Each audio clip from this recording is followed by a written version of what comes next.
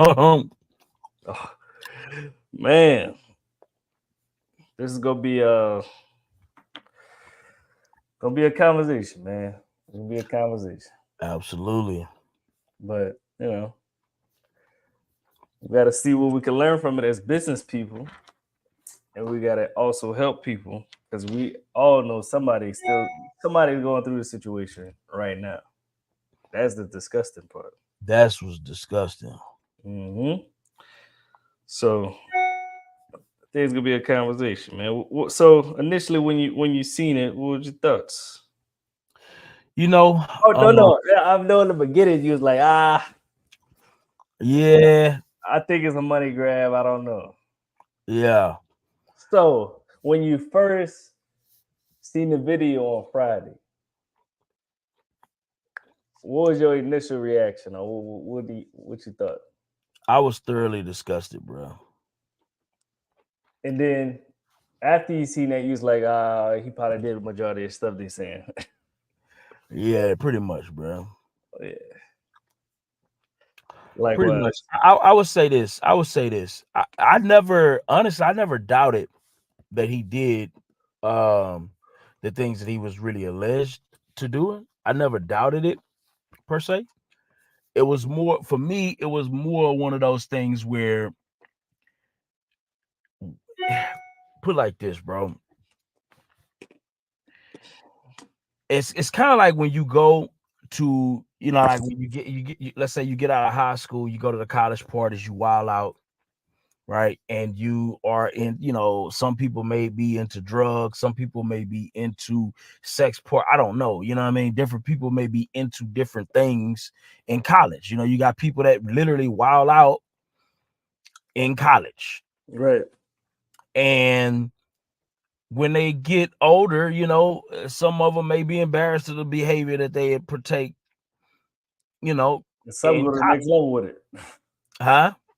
Some a little embarrassed, and some go to the next level And of their some go to the weirdness. next level with it. And so for me, it was more of a like, is this one of them situations where Like a it phase. was, yeah, a phase that somebody is maybe embarrassed about now, right? And or is this something where it was a true uh uh uh you know uh criminal case? And so for me, that was what I was toying between until I seen the video. After I seen the video, it was obvious, it was already obvious. I always felt like P Diddy was, a disgusting individual. You know what I'm saying? I've never once I kind of got word of the things that he was doing, and the fact that he had just, bro, he was still partying like a 19-year-old in his 50s. You know what I'm saying? Like, bro, like at some point it's just like, yo, like, You gotta stop. yeah, like what you doing, bro? You know what I mean? So I got a question. yeah, What signs did you get that he was a disgusting man? Because you say you been thought he was disgusting man. just bro, like the lifestyle. You know what I mean? Like the lifestyle, bro. Like, what are you doing? Like, you're not married. Not saying, That's weird. yeah, you know what I'm saying, but it's like you're not married. You're still partying. You're still running through massive amounts of women, um, and unabashed. Another thing too, bro. Like he was with Young Miami, and I'm gonna be honest with you, bro. I really felt like Young Miami. I feel like Young Miami probably would have, you know what I'm saying, really, rock with P Diddy. You know what I mean? But it was like he was playing on him. Now you think now I got a question. Yeah, Now, do you think Young Miami was going through the same stuff as Cassie, or you think he changed and I they were think he just was a kidding? different individual because I feel like Cassie needed P Diddy. See, abusers, what I realized about a lot of abusers, bro, is abusers are typically more abusive to people who To the need. weak Yes, as their target. yes, people who need them, people who feel like they can't, operate outside of them. You know what I mean? That's when that true abuse coming. Because I'm pretty sure he wasn't that way with Jennifer Lopez, right? They say that he was not that way with Heavy D. You understand what I'm saying? But he was that way with his mom. I've heard allegedly. I've heard he was that way with Kim Porter. He was that way with his first baby mother as well, his other baby mother as well. Uh, so Selective. yeah, selective. Yeah, that's pussy shit there, bro. Yeah, you know what I mean. But let's Yeah. get to this intro, man. Let's get to this intro, man, and we got to talk about Let's this. go. Yeah, it's gonna be. Anybody want to pull up? We definitely want to, hear your take on this because this is finna go deep. We got to learn today. Let's do it.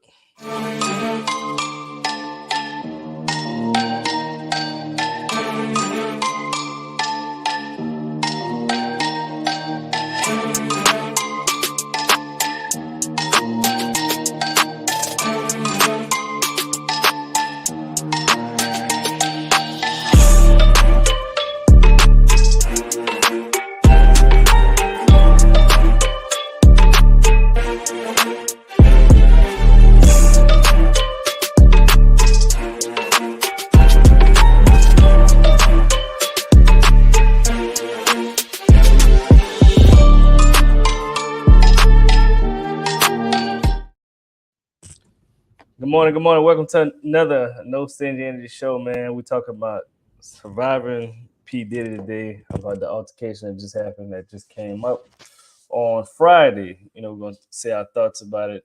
What we think about it. But before we get into it, my name is O'Neal Parker, real estate investor, entrepreneur, the Lafayette, Louisiana. Been investing in real estate since 2016. Full-time entrepreneur since 2020. Do all things real estate. Love passive income.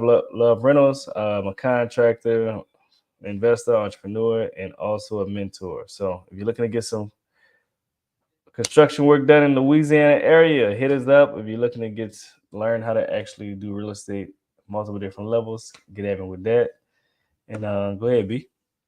Yeah, listen, my name is Byron, real estate investor out of Houston, Texas, primarily focused on the wholesale space, do a little bit of creative finance, fix and flip, new construction, new to the build to rent space. Excited about that. And today, unfortunately, I'm not on camera because, I'm in the process of moving. Plus, we just had this crazy storm. Internet has been slow. So I just wanted to make sure that we have a seamless podcast from an audio perspective, at least on today. So I don't have my system, not in my system, don't have my studio set up, none of those things. But we're gonna rock out and make it work. And hopefully, next time I'm gonna have everything set back up. But with that being said, I feel like it's a lot of things we can learn from what's taking place with P Diddy. I feel as entrepreneurs, as people who are looking to level up our game, um, I think it's a lot to learn. Tell me this though. What's your thoughts on the P Diddy situation? Oh, Man, I'm not gonna lie. We got a clip with Ryan Clark. I feel the exact same way.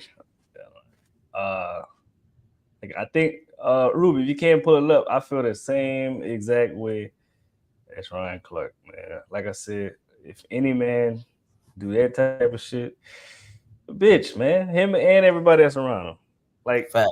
me personally, if I would see, let's just say my cousin, my uncle, just anybody that's close to me, even hit a woman like aggressively, bro, we got a problem, a real problem. And as a man, you got to step in between that and deaden that shit. You know what I'm saying? Like, that's a wrap. Like, even the security guard that worked for him, like, bro, you worked for him for years. And you ain't do nothing. Like, you're not even doing what you're hired to do. You're a security guard, like, or whatever. Like, come on, bro. Bro, I'd have hit his ass up, bro. That's a wrap. And I quit. Even though you probably will get fired, but nah, he said, I know we're gonna get into the videos, but I think when Cassie had to go to a different hotel, he was the one checking up on her and shit. Like, why you even let it get to that point that she had to, if she went to a hotel, then you should have gave her some money or something to just escape from the whole situation. That's what I feel like. That's what should have happened. Like the first time that shit would have happened, I'd have said, look, go catch a plane, hit some money, get away from this dude. I'm not understanding why nobody done it. I Yeah. think I think I know why though. Wow. Because like what you said earlier, like everybody around him needs him. Yeah. Like the men that was working for him need him. They ain't probably enjoy the lifestyle that he was providing. He probably was paying for, let's just say, their mom. He was doing over the top things to keep them around to not say nothing. Basically, Facts. does that sound kind of? Did I say that Yeah, clearly? absolutely. I mean, at the end of the day, bro, people have jobs, people have families, people make excuses for certain things and behaviors. You got to understand, bro. You got Fortune 500 companies that was dumping chemicals into the water streams at jobs, right? And justified it by saying, well, um, I got to feed my family while Yes. killing, Wow. like, you understand what I'm saying? Dumping chemicals into water streams. Yeah, but you gotta have some type of integrity, some type of values for yourself. Like, bro, if I ain't got no money, if I'm homeless, I'm still not. Like, bro, come on, bro. Yeah, it's a level of integrity. You know what I'm saying? Now, Certain level of a man, bro. Like, come on, bro. yeah. Now he did also say too that he mentioned to Cassie, why don't she do this and why don't she do that? And he said that a lot of times when he would come to her, she would go back and tell him when the Huh? relationship was good. Yeah, Oh yeah, when the yeah, yeah. relationship Now, was back good, she would go back and tell him. You know what I mean? And then he would go back to him and be like, "Yo, like, why are you getting in my relationship?" yeah, I ain't gonna lie. That's a little. Now, if that situation would happen, I'd be like, bro. I guess my hands is tied. I keep trying to help you, but you keep going back. So what would you do in a situation like that, Byron? That's a great point. Because a lot of people do that. You keep telling somebody, look, you about to run into these situations, do this, do that, and they keep going back. Me personally, I hate shit. I hate stuff like that. I mean, how many people have been in a situation to where they've seen this happen, maybe in a family, right? And you get involved and the person goes back to that person On multiple occasions. on multiple occasions. And matter of fact, not only do they go back to the person who abuses them, but they also blame you for even getting involved. Mm-hmm. Yeah, I ain't gonna lie. Me personally, bro, I do something the first time. Probably the second time. If you keep going back, bro, I'm out of there. Y'all do what y'all gotta do. That's just me though. Now if I see it happen in front of my face, of course something gonna happen. But I don't know, bro. What's your thoughts about that? I mean, obviously, bro, you see somebody being abused, you know what I mean, at that level, bro, in that disgusting manner, bro. You going like the natural man in you is going you just gonna Yeah. be, yeah, you gonna wanna put hands and feet on Diddy, man. Like it's just disgusting. Because it was disgusting to me for a couple reasons. Number one, she didn't even fight back, right? Nah, yeah. They're like a sack of potatoes, bro. Yeah, she didn't fight back. And the other piece to that Wh- was, Wait, before you go too far. So when you notice she didn't fight back, what was your thoughts about that? it was a couple things. It was a couple things. Number one, it told me that That wasn't the this first wasn't time. nothing new. Yeah, this wasn't nothing new. You know what I'm saying? This was something that's been taking place throughout their relationship since the beginning. The way he ran out of that whatchamacallit though, bro, I ain't gonna lie to you, with that tile situation. And this is according to the lawsuit too. Apparently, apparently they had just gotten to a fight before and he had hit her and Nah. blackened her eye. And so the way he ran out that phone, you know how like dudes, you know what I'm saying? It almost gave me the vibe like a dude, running, to running his phone down when you know what I'm saying? Like Like, cause bro, like who runs out in a bath towel and some socks like that, bro? To you know what I mean? Like it gave me that running to get that iPhone, you know what I'm Yeah, saying? yeah, yeah, yeah, yeah. Kind of vibe. And so I'm thinking in my mind, I'm thinking he probably was like he had did something that was extremely egregious behind closed doors that we couldn't see, right? And he knew that if she left, she It's was gonna gonna get be out. running around with a blackened eye, and everybody was gonna be asking, "Yo, how like how your eye get blackened like that?" And so, based on the lawsuit that she filed, the information she put in that lawsuit, and what we're looking at here, this looks like he was trying to protect his image, and he went out there and he fought that innocent woman, brutally attacked that woman because he didn't want to be exposed for blacking that woman's eye. You understand what I'm saying? And Right. as a result of that, that's what that's what it looks like we witness. What's your thoughts on that? So initially, like when he hit her the first time, well, first when she was walking out the room, I was like, yeah, something just went down. She trying to get away from the monster. Absolutely. Then when he ran out the room, bro, I'm like, oh, yeah, it's kind of like what you said, like, oh, this shit, something is the reason why he doing it. Because if they just got in a fuss and she left, most men would be like, man, go ahead. You know what I'm saying? Yeah. I don't want to deal with your shit anyway right now. Yeah. But when he hitting it like that, you can tell that's like that happens on a regular basis. Cause she like, let me go ahead and take this so it can be over. Yeah, bro. Exactly. Which is And that's horrible. that's horrible. So let's talk about this. You know what I mean? You got daughters. You know what I'm Yeah. saying? Um, I mean, what is your take on a situation like this? You got a daughter. She would have do like a Diddy. Obviously, she was with Diddy because she was with Ron Leslie before, right? Mhm. And apparently they had an intimate relationship as well as a business relationship, right? She left Ron Leslie to pursue a new relationship with Diddy, right?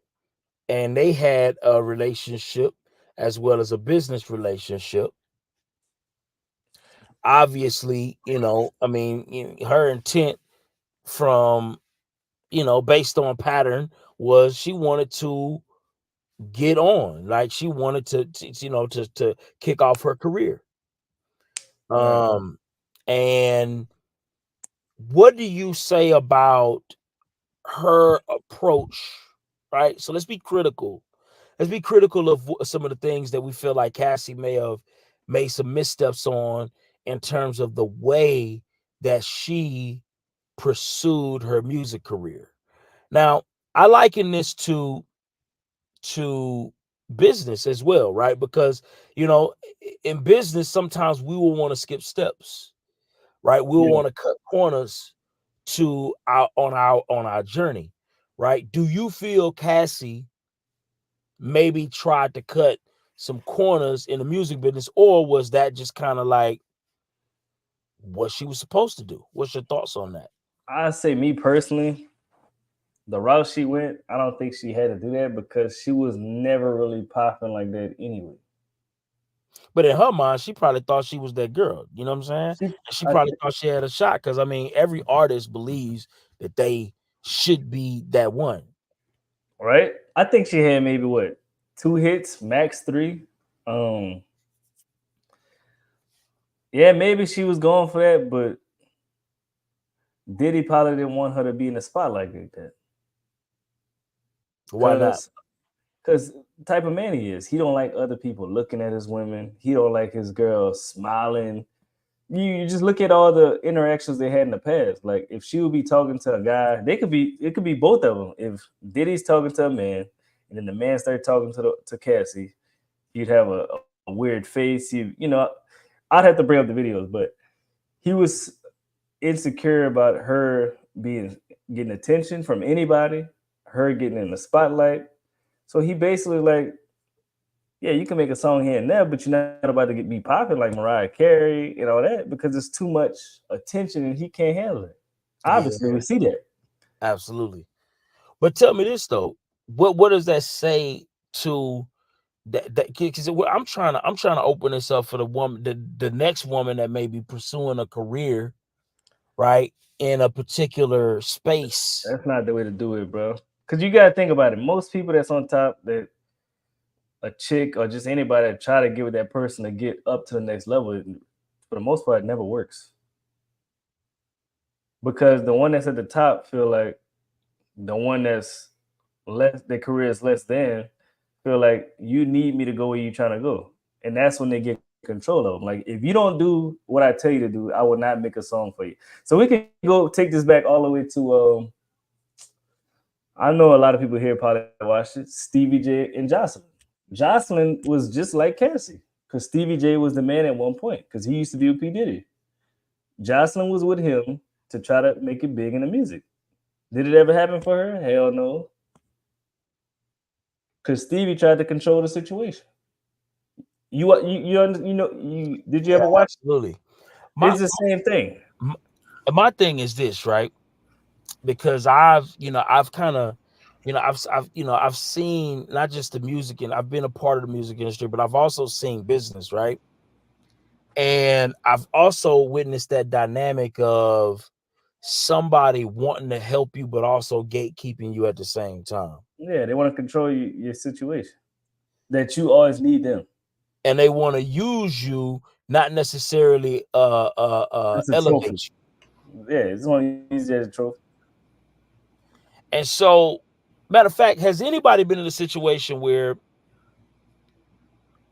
the person that you felt was supposed to be helping you was really only, Helping themselves. yeah, helping themselves and gatekeeping your level of success? I know I've been there. I've been in a situation where people have tried to gatekeep my success or want to keep me at a certain level, right? Didn't want me to feel like I was growing too big. And what I realized about that, in every situation that I've been in. Matter of fact, if you've been in that situation where you feel like the person that was supposed to be helping you was really helping you up into a certain point, and then they just wanted to gatekeep your level of success. If you've been in that situation, put a number one in the chat. Can I add something, Byron? Yes. Yeah. You know, I think in the beginning, I don't think the abuse happens right away, right? I think it starts with, wow, you're very talented. Wow, I just, this hero complex that certain people have, right? Where They they gotta want, butter you up first. yeah, so I think in this case with Cassie, that happened in the beginning, especially looking at who P Diddy was. It was like, wow, this is a mentor. This is someone that's going to take my career to the next level. I think what ended up happening, is once he was able to remove her support system, right? Because I mean, all of his staff was his staff. It wasn't really Cassie's staff. So it makes it harder to leave. And then you feel like if I leave, you know, what does this look like for me? And I think, where we mess up sometimes is we fault people and we don't understand where they really are coming from, especially when you don't have an outlet. I'm not saying that like she couldn't just leave, but sometimes you stay in familiar places because it's familiar. You don't know how the world will perceive you changing, how you feel. So even though the bodyguard might have rescued her a few times, like, hey, you can make a move. I mean, let's look at Tina Turner. They openly had fights and she still went back, right? But I think as people, we can't also turn our backs on the people. I'm not saying put yourself in that dangerous situation, but always be an open door that they can listen to, because eventually they are going to get to the point and they just want to know that there's somebody's going to be there, and I think sometimes as men you can detach too soon to where a woman might feel like, well, if I tell you and I do go back because I am in love, you're going to judge me. So we have to also be mindful of the people that we're judging. Always keeping the lines of communication like, hey, I'm here, but I can't put myself in a situation that you're not ready to leave. All I can do is support you, there. And I think that's where us as society, we need to look at it from that stance. Because, it's going to take a few times before someone leaves. Think of anything that you've gone through. It becomes a habit, right? Abuse is a cycle. It continues to happen even long after that person is gone out of their lives. People still stay in that world, and it takes a support system of people that are willing to listen, not necessarily to do or act and remove, but some people, it takes a different time to just have people as a support system and rebuild that rapport with people that are healthy because you've been attacked by somebody that's unhealthy. Yeah, I agree. And it's funny, when you mention that, because that's why I wanted to bring up the whole, being helped but gate kept at the same time. And that's why it's critical as business people or anybody that's looking to be successful. Especially, I've seen this more so on like in job situations, right? Where it, I would liken it more in a job situation. You'll have somebody to help you, but only to a certain point. But then they turn around and hate on you at the same time. It's like it's a weird dynamic sometimes that you can find yourself in. And a lot of times, man, what I realize is that respect is sometimes just as important, but it's risky, right? Because when you make somebody respect you, they may not be as open to helping you as much, right? But at the same time, I believe that when somebody respects you, they're less likely to abuse you too. They're less likely to abuse. It's kind of like a young Miami situation, right? I believe that he probably never put his hands on young Miami. You know what I'm saying? He probably never have, because ultimately Miami was able to stand on her own too. She was ultimately able to stand on her own too. Same thing with Jennifer Lopez. He probably never put his hands on Jennifer Lopez. Probably You was a didn't have to. completely different person, huh? Well, I think, You didn't have but then that's also making, here's my thing about that, Byron, right?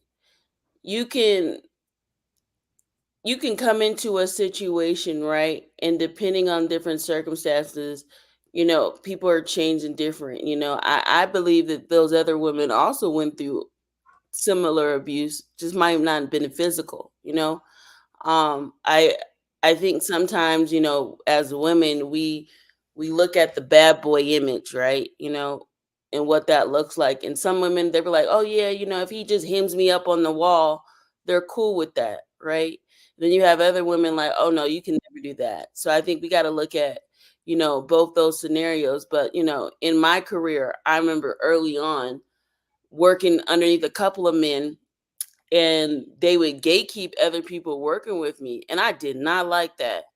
um and I didn't even know it was going on. Allegedly, it was, oh, I brought her up, I put her on, you know what I'm saying? And what I realized is it was a control tactic, right? So I mean, that was like in my first year of business, and I didn't like that type of situation or that environment, and even telling that person, I remember being in front of him, and other men were talking to me, and they're just talking business, and that same person was like, oh, I'm hungry, I want to do this. I had to like really exit the situation quick. I mean, you wasn't my man or none of that. So but it does happen in the workplace, right? That doesn't mean that I didn't have any respect for myself, because I definitely didn't stay long. But sometimes you're in situations and not even knowing that it's going on, so I hear what you guys are saying about, some women that, they have standards and this and that, but you really don't know when until you're around abusers. I've been in situations where, I had no clue that this person acted like this. And you befriend these people, you let down your guards, and then they do a 360. Oftentimes, that's not how they were. That's not how they presented themselves. It's usually when your support systems are not there, where you don't have other men in the community monitoring the situation either. A lot of young girls, they meet these types of men, and then they alienate themselves from everybody that cares about them. And that's a sure sign that, she's now put this man as basically, the person over her to make all the decisions, which is unhealthy. But that's also because there's a lack of leadership in the community, where there's a lot of men that won't say nothing, that won't, you know, stay around. I mean, let's look at Michelle and Dr. Dre.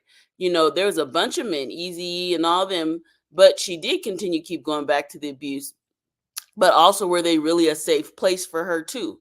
You know, so I think we got to look at it, all around, and not just look Tell at me it. this. Tell me this. What do you feel when you saw that gatekeeping energy start to kind of like move in your space?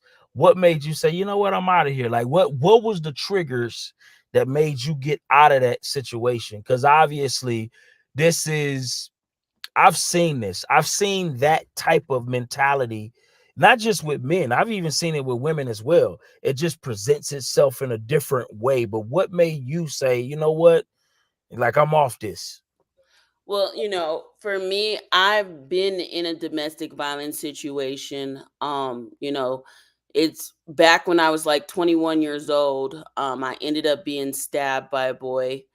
He's in Oh, prison wow. now, you know. And I remember it wasn't the boy that I had the initial abuse with. It was my boyfriend at the time. So a lot of that, it triggered parts of me that I had not healed, or I was still going through therapy and things. So what I learned is, when I see someone trying to control me, that is an immediate red flag. Like, why are you trying to not allow other people to work with me? Like, we're not in a relationship. You're not my spokesperson. We're not even business partner. Matter of fact, you're a client. You know what I'm saying?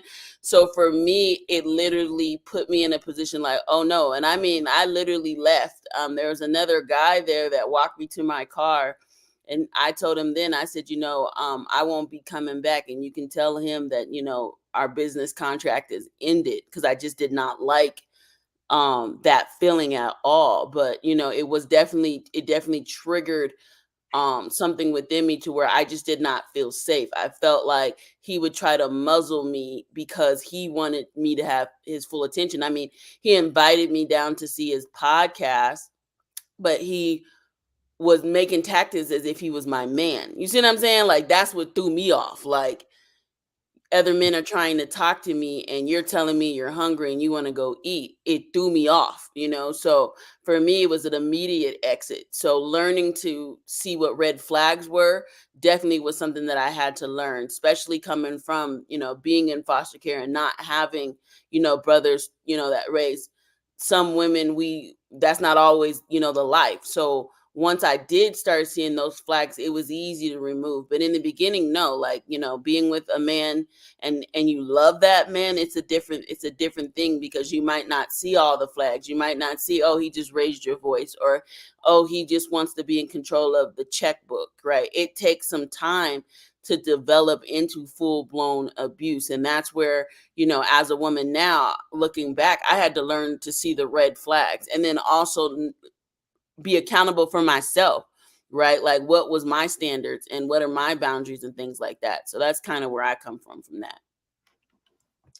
Any women in the chat, if you've ever been in a situation where you felt a man or a woman, and I don't want to, was was isolating you, right? Because they typically say that that's the first sign, right, of an abuser. Like, they try to isolate you. If you've ever felt that way, like, put a number one in the chat. I just want to know. And then I also want to know, what did you do to either A, recognize that situation, B, did you fall victim to that situation, or did you immediately recognize those signs of attempted isolation and you just exited the situation? I want to know real quick, because I want to know what it looks like. So back to you too. You have a daughter who's looking for Two of them. opportunity. Two daughters. But I'm just saying, I'm saying one of your daughters is looking for opportunity. They're Mm-hmm. ambitious, right? They're ambitious. And obviously, Cassie was very ambitious, right? And that, I would argue that part of the reason why she allowed herself to be in the presence of a monster like a P Diddy was partly maybe because of relationship, maybe a little bit of love. I would argue more so probably ambition, right? And Yeah. so what would you say? How would you protect your daughters in a situation, or even your sons in a situation like that? What would be your advice to that? Well, I say as a parent, especially a parent to women, it's your job as a father to expose your kid to as much stuff as possible so they're not impressed when the guys try to impress them with things. Like, you get what I'm saying? Like, as a man, I'm gonna take my daughter on certain trips. I'm gonna take her to certain restaurants. I'm gonna give her certain experiences. So whenever she gets to dating, when a dude say, "Let's go to this restaurant," it ain't nothing new to her. It's not like, "Oh, okay, I never been to Ruth Chris before. This I'm so excited," because that's how typically people start to fall for people because they give them new experiences they never experienced before. So as a father, you have to give your daughter those experiences. So when another dude come, you like, man, I didn't did this before. I didn't went to Paris before. I didn't went to Spain before. Man, I don't need to be flying out. I could buy my own ticket. I don't need none of that. So as a father, you have to show her all those things before any dude ever comes. Because if a dude starts to give you all the things you ever wanted and you're impressed and blown away, that's how you get sucked in because you don't want to stop that lifestyle. You don't want to stop that because it's everything you always wanted. Yes, it's everything I always wanted. I may get a black eye every now and then, but I'm cool with that because this is all the things I ever prayed for. So for me as a dad, that's the things I'm doing. So my kid not gonna be impressed by a vehicle. They're not gonna be impressed by a restaurant. They're not gonna be impressed by clothes. They're not gonna be impressed by a purse. They're not gonna be impressed by money because they're gonna have all that. Well, oh, what about, I think I like how you started that, but also I think what women really need to see is how you treat the woman in your life, how you treat That too. women around you, how you treat them when, their feelings are hurt, because there's going to be a time where someone breaks her heart. And I think it's important as men to look at how you interact with women, how you interact is what she's really going to go off of. If you yell and scream in arguments, if she doesn't feel like, your wife or the mother doesn't have a voice, what does that look like, and setting those structures up? Because because two things can happen with giving a person everything. They also can go into a relationship and and and treat men in abusive ways financially. Well, you can't do this, you can't do that, and that can also be damaging in a relationship too. So I think as men, I think the biggest thing that you can do is lead by example, because women are watching. I think the biggest bond for a woman is looking at a father. Is what does that relationship look like? Can I come to you and you accept my emotions, but also help me process those things? And I have a realistic grip on life, on what is healthy, what is not healthy, right? Because even I've seen girls that have gotten all of that, right? They've gotten everything from their family and still end up with the bad boy, because now the bad boy saying, well, see, you miss prissy, you miss, spooning your mouth. So having that confidence that, yeah, I might have gone through this, but I also understand life. I understand that I have to work for this, because there's a lot of girls that have had great childhoods, but they still end up with that bad boy because he's rebellious, because he might come from poverty. So it's intriguing for her to say, oh, well, I just want to, meet you where you're at. Well, that can also be a dangerous situation. So that's all I wanted to say. Well, that's good too. So you gotta give people. I ain't gonna say people, but you gotta have common sense too. So I notice a lot of people that, let's just say, are better off than other people. They don't have the best common sense. They don't have the best street knowledge. You got to be a mixture of both. If you're not a mixture of both, you always gonna struggle at one point, and you gonna be like what Ruby said. You're gonna want to go experience the bad boy lifestyle, because we see that all the time. Like somebody got everything, and they downgrade who they want because they never experienced that. Their father never showed them that. Their mother never showed them that. You got to show your kids everything. You got to not everything, but you got to show them both sides. And I think for the most part, then they'll decide what they want to do. But go ahead, B. Nah, for sure. I was just saying that Kirby put some in the chat. Kirby, if you don't mind, I'd love to, hear your take. Yeah, pull up, If you want Kirby, to pull join the up. stream, the stream is in the chat. But she said he wanted to control her. He went to Cassie because Kim was starting to fight him back. I think that is I think I it's a think it's lot of. 100% true. I would love to get Kirby to to jump on, because you got to understand. Like I see. Here's the thing, bro. It's allegations out there that says that Diddy even tried hit his mom, bro.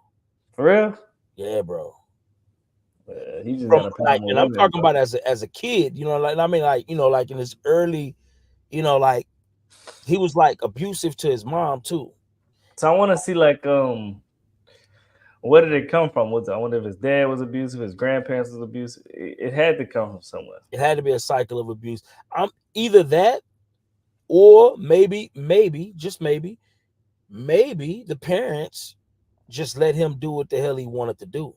Or maybe he just had that natural anger, you know what I'm saying, slash abusive evil spirit about him. He the only kid too, right? I think so. That's weird, bro. I don't know. And maybe it was another theory. Maybe he's, a closet, homosexual. I'm just being real, and he probably hates women. Probably what it is. Think about it, I don't think it's the closet at this point. I think it's bro. out there. But think about it. This guy, he's never been married, right? Uh, He's never been known to take the women in his life seriously. Still part of Right? you. Yeah. You know what I'm saying? And then even the woman that he had, right? He got her in freak off parties with other dudes. Yeah, he only date women that he could control. Dr. O Bone on turn. my way. And that he can abuse. Really, he only date women that he can control and or abuse, because every long-term relationship he's had has been a level of abuse, including his own mom, from allegedly. Yeah, that's wild. So my question is he does he have a love hate, more on the hate side for women? Is he a closet? I think that's something that's going on right now with women when we hear too many men don't have a care for women. I think that is a trigger that's going on in dating right now. Is you have a ton of women, ton of men who are out here really hating women, and it's like, we don't want to say you gay. We don't know. But if you are, then you need to go ahead and come out, because there's a hatred because you're hating a part of yourself. But also, I think it's a flag to women when we hear men not want to be in love. You know what I'm saying? Like, it's like, what's going on? Like, you don't want to be around women, you want to be around men. That's something in dating that is a huge red flag for a woman, where every other thing is bitch this and hoe this, and there's no care for women, and I think we're moving into a time where women definitely need to be cautious of that early on. If you see that this man doesn't have any relationships with women that are healthy, why would you want to date that man? And I think as men, they need to be like that. So I'm gonna let Dr. O hop on stage here because I'm glad she here. What up? Oh, she Oh came on boy. camera too. Ooh. Dr. Good O. morning. Oh. Hey, good morning. What we talking about? What's going on? We want to know your thoughts about this situation. Yeah. How about we play a video first, and then we Yeah. ask you your thoughts. Ruby, let's run us a video. Yeah. I And then want I to hear. want to ask that question as well. You know what I'm saying? Which video y'all want me to play? Shit, I don't know anyone. Fuck, they got a lot of them. Do the one How many times did you personally witness him be violent towards women? Around 4 or 5 times. And was that all with Cassie, or was it Cassie and other women? I seen him with Cassie, and I seen him with Kim Porter, his kid's mother. Right, who's now sadly no longer with us. But what did you see him do? I've seen him get physical. I've seen him get really physical, grab. Uh-oh, did it go away? I got a question, Dr. O, on this, right? Because it's a lot of theories floating around. One is, Freddie, one of his previous artists from Making a Band, quoted. He said that he thinks that Diddy may hate women because he may be a closet homosexual, and as a result, and him not living in his truth, makes him act out violently towards women. That's a theory, right? And the other theory is, we've never seen Diddy in a relationship with a woman that he hasn't been able to fully control and it not be some level of abuse. What's your thoughts on that? Well, number one, I don't want to hear anybody coming forth after the fact. I don't understand why people do that, right? So the bodyguard, who was it? It's a former NFL player. He has like a talk show now, and Stephen A. Smith actually had a video of him playing in his video about the apology. And I don't know the young man's name, but the young man was basically saying every P Diddy is a B word and everybody around him is a B word because now y'all want to talk. He's been acting like this. Y'all been letting him act like this. This has been going on, regardless if he's a homosexual or not, which I don't think is the key point of this matter. Someone who is an abuser, regardless of why they're abusive, whether he's gay or not, doesn't matter to us. What matters to me, or what should be in our thought process, is why do we allow people in power to get away with things for so long? And then by the time things come out, now everybody has something to say. But he's been doing this. They already had the footage. If they had the footage yesterday, they had it today. They had it in 2016, and they're just now showing it. So someone has known about this for a long period of time, and now all of a sudden, now we want to talk about it. Now we want to apologize. Now everybody has something to say, but you guys weren't speaking prior to. So I don't want to hear the bodyguard talking about Kim Porter now. She's dead. I don't want to hear the bodyguard talking about Cassie. Y'all were all around when this was happening well before she made the claim. So anyway, as far as P. Diddy's sexual preferences, I think the reason why people are caught up on that is because they are trying, how everyone tries to demonize somebody for something. Whether that man is gay or not, he's an abuser, because in my mind, he would do men like that too. I don't see him being gay as the reason why he hits women. I think he hits people. I mean, I just think he would beat people. I think he is mean to people. I think he's a butthole to people. His sexual preference has nothing to do with it. And even if he was gay, so what? I don't understand why that's even a matter of the topic. I think he likes women. I mean, he obviously likes women too also. If he does like men, he likes women. But either way, he's an abusive person as a person. And I think he would abuse anybody. I don't think it's the fact that he would abuse just women. I'm sure there's men that have something that P. Diddy has done to them too. But it's just that the women are starting to speak out. Kim Porter, rest her soul, she's not here to speak out for herself. Maybe she was about to speak out, and that's why she's not here. Bodyguard, I don't want to hear it. I don't want to hear it. I don't want to hear the bodyguard talking now. I don't want to hear it. It's not credible. It's just, you're a part of the problem. He should be arrested too. Right. He should be arrested. Kim was writing a book before she passed away, if I'm not mistaken. Oh, yeah. You know what, O'Neal? You're absolutely correct. She was writing a book. And I remember her and Cassie had gotten a hold of each other as well. They had been in communication with one another as well. And so, anyway, my point is this. Whether that man is gay or not, he's an abuser, period.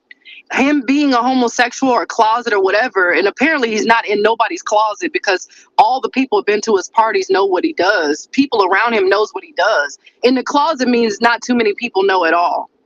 But these bodyguards are always coming out after the fact. And it makes no sense. I can't hear them. I don't hear nothing that they're saying, because you didn't say anything when he was beating the little girl in the hallway. Why are you speaking up now? Facts. That's crazy to me. So anyway, I'm over P Diddy. I think that what is happening right now, it just goes to show any of us, what you do in the dark will come true in the light. When the light is there, don't come apologizing now. His apology is disgenuine. It's fake. Whoever his PR team is, they're stupid. They need to be fired. He's been like this, way before this. Look at all the deaths surrounding this guy. Look at all the jail surrounding the guy. Look at all the people that have touched this man's life that have hell on their hands. Look at all the people that he's affected. And then, start there. Go back to Shine. Go back to, what's his name, Big Papa. Go back to all the people he's touched. Something crazy has happened to those people. He's just an anomaly. I don't know. I'm over him. I'm really over. I was over him a long time ago when he was doing that, making the band. Just the way he talks to those little boys. He's talking them crazy. He's talking to Danity Kane that way. I think there was a girl on there that he alienated off the show because he was like, "Oh, I don't like how you move," but I think it's because she stood up for herself out of the group. Yeah. I think for making the band, I do. He's disgusting. He talks to them people crazy. He's never been good. And the thing about people, and no offense to any Christians at all, what I'm about to say, the thing about people is he keeps on throwing God in there. And that should be totally offensive. Like, everything is God. Well, I hope God will forgive me. Why? I hope that God will have the say so. I God this and God that. That should be the number one sign that somebody's a sociopath. Mm-hmm. He probably likens himself to God. Mm-hmm. I mean, and when they're at that level, when they're worshiping, when you're like untouchable, and this is where Boy, we saw you. need to be accountable. Yeah, he won't be accountable. He's not accountable. But even the people around him, it can't just be him. It's the people around him. How you a security guard? How you supposed to be a protection person? You have these swore oaths to protect people, but you're getting all these payoffs for years. I mean, same with R. Kelly. I mean, they had women. They knew these women were in the rooms. They seen them not be. I mean, I don't understand how you can take a job like that, and then now that all it hits the fan, you never see these people go to jail. They never get held accountable. You're an accessory to assault. Where's the laws behind that? And you know what's crazy? K. Michelle, she was doing an interview, and she was really emotional in this interview, to your point, Queen. And she was crying. She busted out crying eventually, but she was trying to hold her composure. And she said, it's interesting that everybody is getting on R. Kelly, which he's responsible for his acts, right? He should be, whatever's happening to him is fine. But what we don't understand is that the mamas were in the kitchen cooking when the girls were in the house. Their parents were in there cooking in the kitchen when the girls were in the house. That's the part they don't show you on the video. So let's go ahead and call spades spades, but let's call the everybody. moms and the daughters was there. And K. Michelle was also confessing that she was also a witness to this herself. She was putting herself out there. She was putting out the moms. She was putting out the people around them. She was putting out R. Kelly. She just busted out crying in this interview, and she was saying, we all were a part of this. Why is it just him getting in trouble? She put everybody out there, and she said the part of the video we do not see in Surviving R. Kelly, all three series or whatever they were called, the moms were in the kitchen cooking. Why is that not being shown? Now, if she's lying, let her be a lie. But back to Queen's point just now is, why is everybody involved? Why is everybody involved? Not account. My cousin witnessed a murder. He did not pull the trigger. He was in the car with the guys who murdered the dude. My cousin served 8 years in prison for being in the car. Mm-hmm. Right. And see, a lot of this is because people are getting paid off. Tina Turner probably could have gotten out of her situation, but her mom was the problem. Every time she ran away, her mom let him know where he was because she was getting a payoff. And that's where I feel like you're bribing people. That's where the crime is. And I feel like until laws match up with okay, well, if you witness this, you can go to jail just as much as them. Then you won't have all these people will they be held accountable? It wouldn't get this far. But because we don't have these types of laws in place, that's how these people are able to get away with it. Well, I can turn a blind eye because I got to feed my family. I got to do this. And that's when people like R. Kelly and even just Hollywood men in general feel like they're untouchable. My money rules, not ethics, not, all that goes out the window when I'm paying your bills. It's all about their money. And then the people that work for them, they feel like they can't make that money nowhere else either. So that's typically why they, for the most part, that's why they're going to stay. They like the lifestyle they live in, they like the parties they go to, the cities, the yachts, They feel like if they feel like, hey, if they say something, all that's cut off.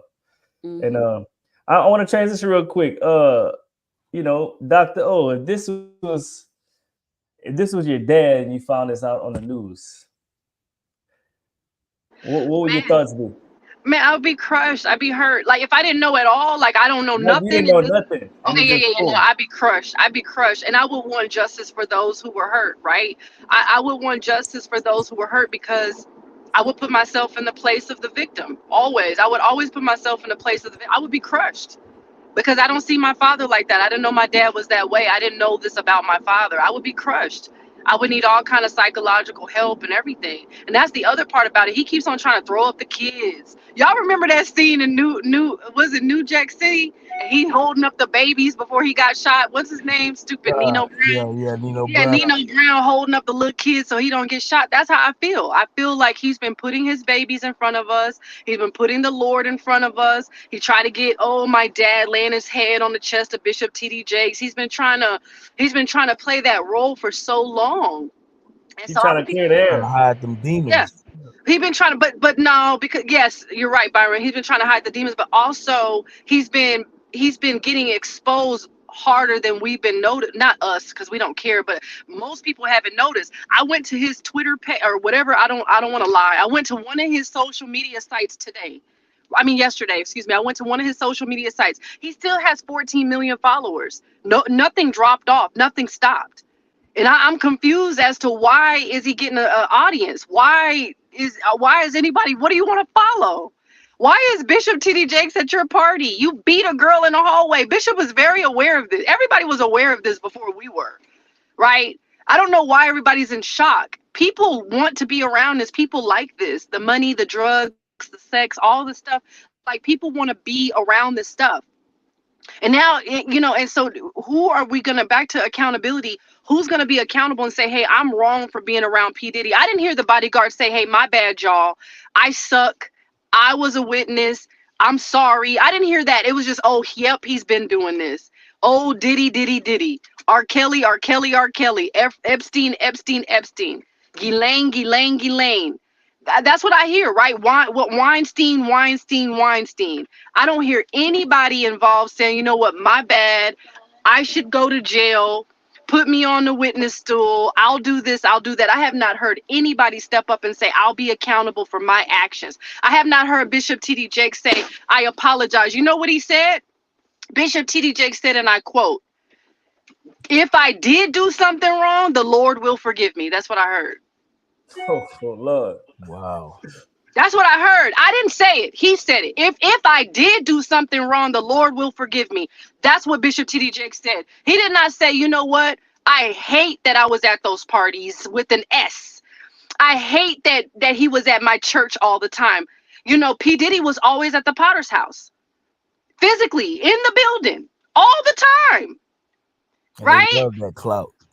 Right? And his head is laying on the head, and they all cooped up, So if I found out, back to O'Neill's question, if I found out that there was a demon in my midst, I would want that demon to be executed or handled, if you will. I would want that situation to be handled. And I would say, hey, listen, although I wasn't a part of it, I feel like I am. And what can I do? Like, what can I do to help? I would want to get involved. I don't understand why nobody's speaking up for Cassie or Kim or whoever else he done mess with. I don't understand why everything is just, oh yeah. Oh, he's been doing that. Yep, that's him. Tell me You know, this, does it speak to our human condition in general? Because it seems like, right, everybody wants to participate in the debauchery and the fun until the lights come on. Let's talk about it. that's good. I like that. But Byron also, yes, people do want to participate in the highlight and they don't want to participate in this part, but they've been knowing about this part. So I think when it comes to the programming, I think that's more choice.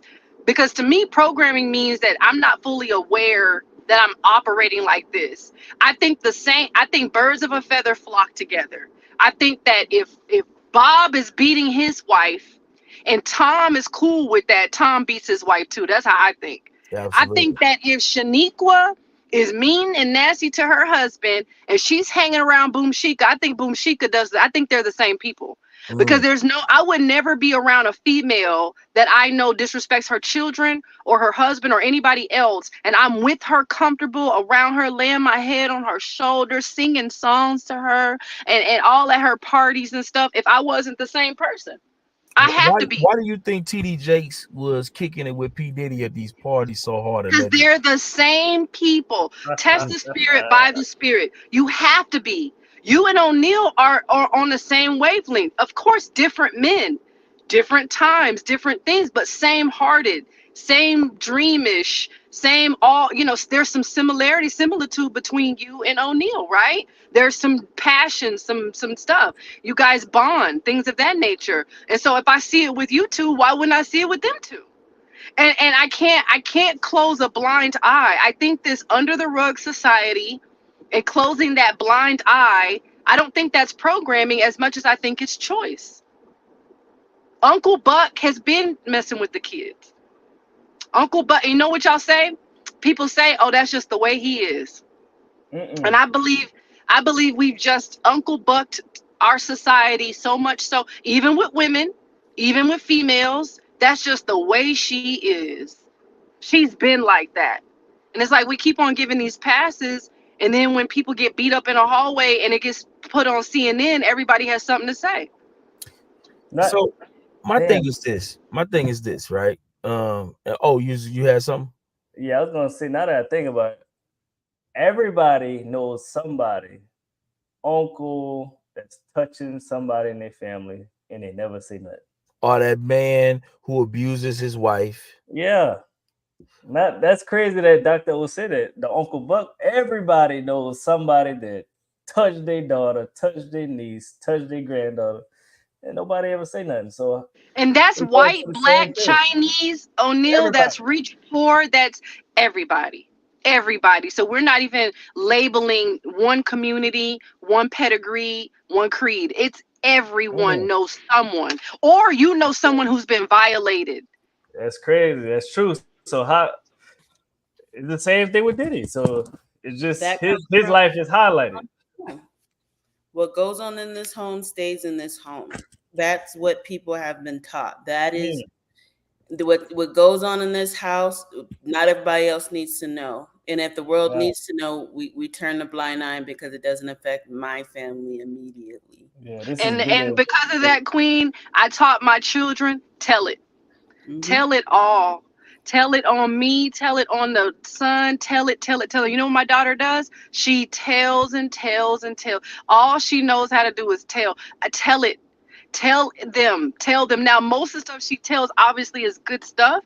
But if you feel any kind of way, you tell it. And I told my son the same thing. We do not hush our mouth about anything. So I do not get embarrassed if she tells people my mom spanked me, which I don't really spank her. But if she did, it doesn't matter to me. Tell it, tell it, tell it. Tell it. And even in domestic violence classes, they don't teach women to scream for help. They tell us to scream for fire. Why fire? Why can't I say I need help? Why have we gotten to a point where I have to yell, help, there's a fire, versus help, this person's trying to kill me. This person's trying to kidnap me. It's because we as society has made it okay for the boogeyman to be outdoors. Yeah, if you say so, You got to think about it like this: if you scream for help, most people not gonna go. If you scream fire, most people gonna go. Because they already know what's going on in your house. So if you screaming help, they don't like, I don't want no parts of that. Yeah. Too many women. I've walked up to cars, men bashing women's heads into the windshield, and I'm talking about I'm trying to pull the sister out, and I look down and there's a knife in his leg, cause she done stabbed him. Right, and I'm trying to pull, and you know what she says? It's okay. Every female that I've ever tried to rescue, it's okay. We're fine. We Every good. single time I've tried to rescue a female, or the man is like, "Oh, you gonna help her? You don't see what she did to me. You don't see my face. You don't see my leg. You don't see my chest. You don't see my, you know." So I do understand why we would scream fire and not he's trying to kill me, because if you scream out he's trying to kill me, if he's trying to kill her, he's trying to kill you.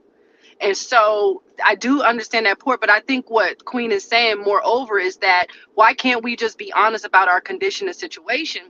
And to your point, O'Neal, a lot of people do know about what's going on with you, and no one can do anything. Not even a judge can step in if you're not going to speak up for yourself. But I think to her point is that why are we not creating a simple law, right? It should be he's trying to kill me law. And when you hear that, you should be able to punch this number or call this person or push this button or something. The laws around domestic violence or abusive situations need to change. And whenever someone is bribed financially, like the people at the hotel, which is now shut down, but you knew who was working there at the time that it was open, why is that person not in jail that took the money for the video that we all see? And like his bodyguard said, a copy of the video was given to Cassie. And I'm gonna say something a lot controversial. Hold on one second. If you don't report this crime and it was against you, you should be in trouble too. I remember they took my cousin's girlfriend to jail because she was letting him beat her. She went to jail for that. You let him hit I got a question, and shout out to Kirby in the building as well. I got a question, What's up, right? Kirby? I got a question because I had an ex, right? I had an ex-girlfriend of mine. And she was very I probably had more verbal altercations. Most, it was never really physical, but verbal, it was always a combative situation with her. And what I noticed, number one, was her parents were the same exact way. Literally, her parents were fighting each other till the day her dad passed away, right? And my question is, literally, this man and this woman fought each other their entire relationship. Entire. And why?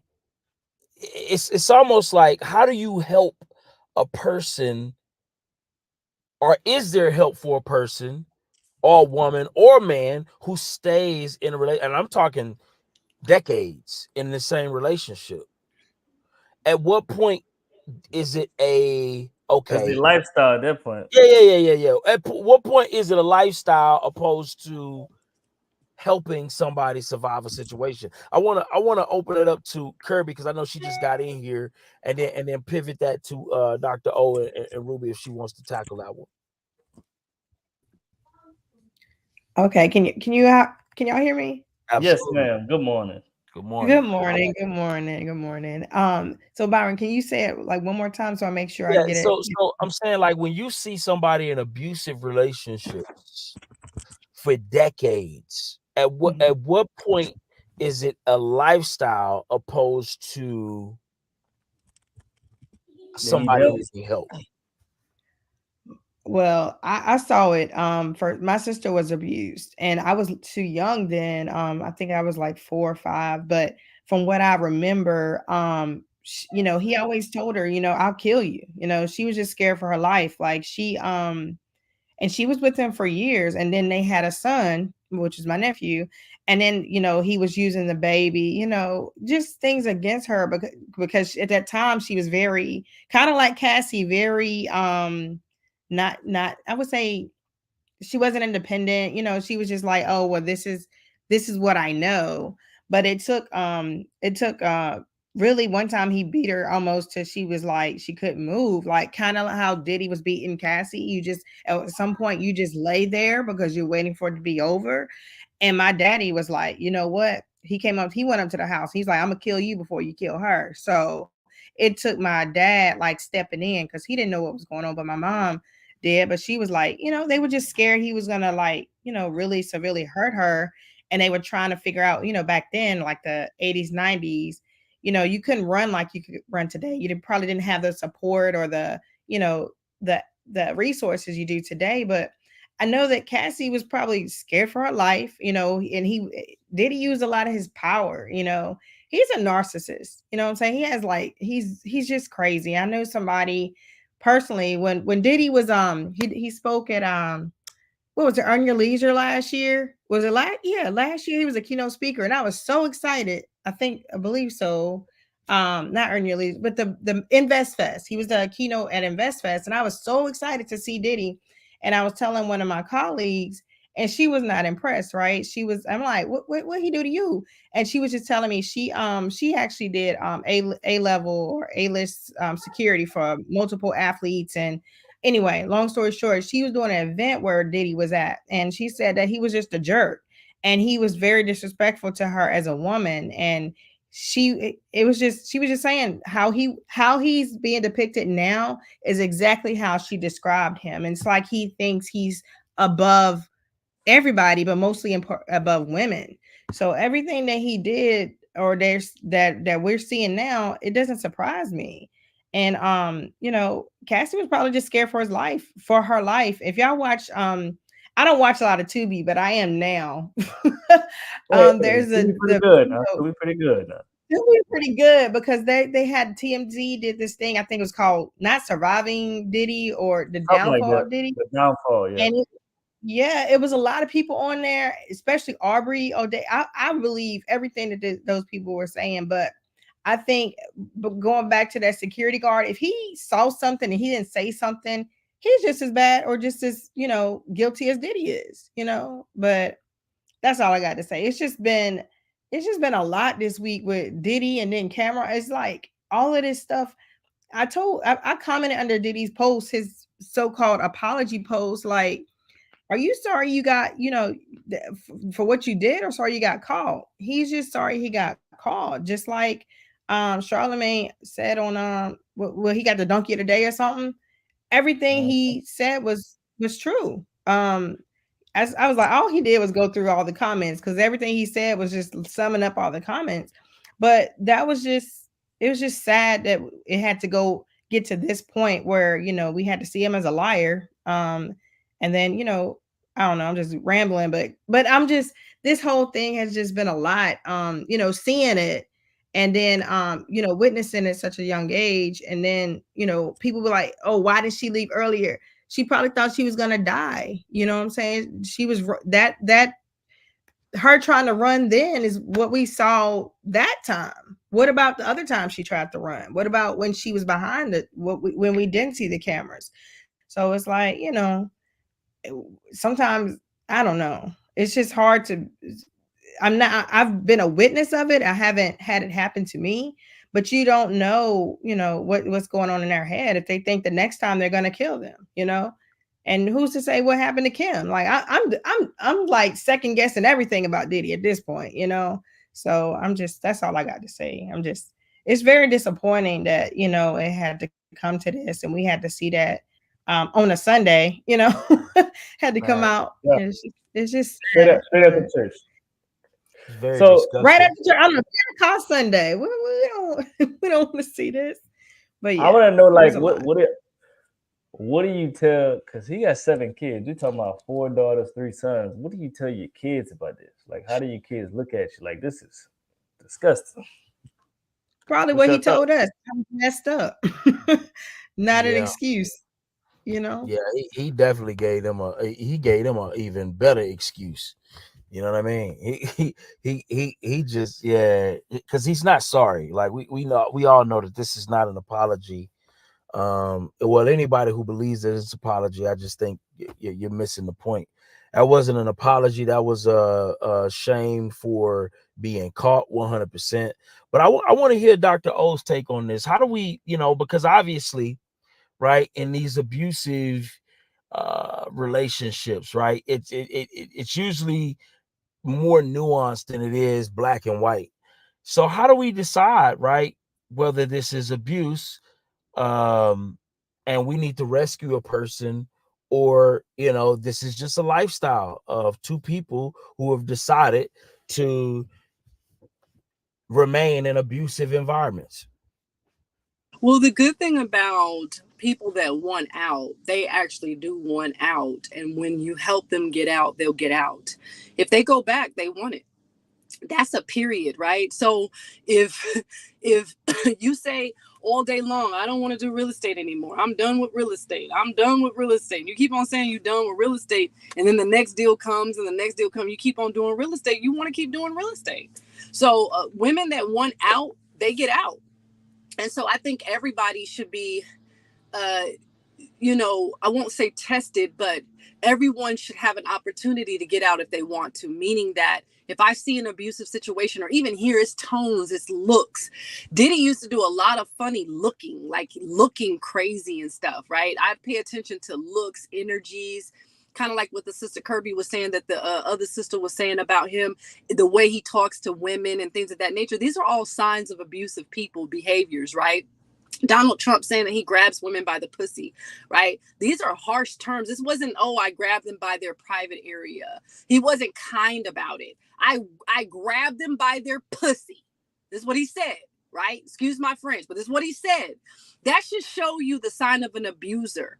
Us seeing Melania slap his hand away and all that stuff. No, ma'am. No, sirs. Before all of that, something else was going on with this person. By the way they treat people. So look at how they talk. Look at how they act. Look at their tone. So when we see an abusive person, woman or man, right? Because I've seen abusive parents, little women calling their 2-year-olds the B word and stuff.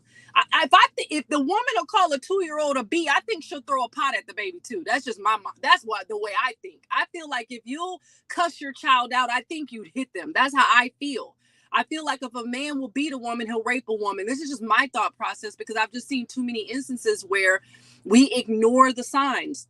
So number one, I would pay attention to the signs of abuse, right? Signs of abuse are uncomfortable, very uncomfortable looks, sayings, words, and tones, right? Very uncomfortable. They're not normal. It's not loving. It's not positive. Donald Trump could have easily said, I let them know how much I desire them. He could have said that and I would have kind of thought, okay, maybe he's doing something else. But to say what he said, that let me know he's a violator, right? So if you hear violating speaking or violations in looks, if a woman is talking and a man is just kind of like glaring at her, or a man is talking and a woman is glaring at him, they're probably in an abusive situation. So first thing is pay attention to the signs. Secondly, ask the person, do you want out? If they say yes and they get out and stay out and you help them, so be it. If they say yes and they go back, they don't want out. They want to stay in that situation. And we're dealing with addictions, Byron. We're dealing with addictive behaviors. We're dealing with brain chemistry, emotional stuff. We're dealing with spiritual battles. Like we're dealing with a lot more than he beats me or she beats me. Right? We're dealing with spirituality and generational curses. Like it's a lot more that goes into it than just, oh, he hits her or she hits him. So those who want out will get out and stay out. They will change their name. They will change their number. They will move away. They will do everything they can to stay out. And then at the same time, they will seek criminal charges against their suspect, against the assailant. The person that's doing that damage to them, if they're not willing to go through incrimination, then they're probably going to go back to that situation eventually, even if they don't want to, because that person has so much control and power. As Ruby stated, there's a power dynamic, as Kirby just stated, and people don't consider the power dynamic. And even though we don't think Donald Trump has power or Puff Daddy has power, to these people, he does.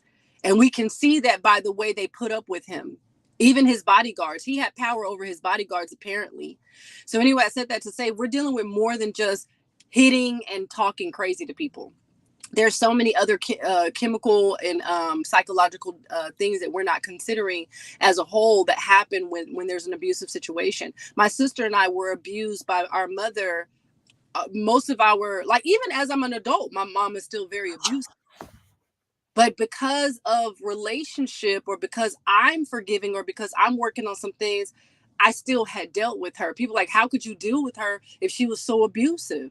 There's still psychological things and other type of barriers that we have to deal with. So I've been in not with a man. I've never been in an abusive situation with a male, but I've been in abusive situations with my relatives. And of course, I don't hang around them or anything like that. But you know, you're dealing with more than just he hits me and she hits me. It's a lot of other factors that we have to listen to. So number 1, pay attention sign. Number 2, ask them if they need help. Number 3, if they go back, they don't want the help.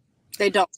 I mentioned that, you know, because there was another piece that we don't really hear about, right? We don't really hear about this piece in that same video, right? That's why it's good to listen to videos in full context, right? Let's see. Are y'all able to see my screen? Yeah. So listen to this real quick. He was wrong. I knew he was wrong. If it happened on my watch, I would get in between it. But I felt powerless because I couldn't get in between it if I wasn't there.